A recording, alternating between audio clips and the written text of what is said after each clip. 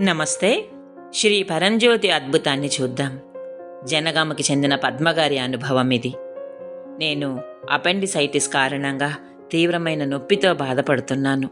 వైద్యులు శస్త్రచికిత్స మాత్రమే ప్రత్యామ్నాయంగా సూచించారు. ఆ సమయంలోనే నా కుటుంబంతో సహా విజయనగరంలో జరిగిన మహాపరిణామ యజ్ఞానికి హాజరయ్యే అవకాశం నాకు లభించింది. ప్రార్థనా సమయంలో నా బాధను తగ్గించమని శ్రీ భగవానుని అభ్యర్థించాను. బస్సులో తిరిగి వస్తుండగా అందరూ సందడి చేస్తూ ఉల్లాసంగా ఉన్నారు. కానీ నేను చాలా ఉద్విగ్నంగా ఉన్నాను.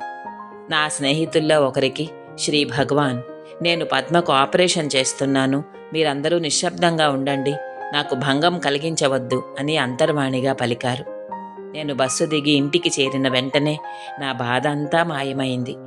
నా జీవితంలో శ్రీ అమ్మా భగవాన్ మార్గదర్శక శక్తిగా ఉన్నందున నేను చాలా ఆశీర్వదించబడ్డాను.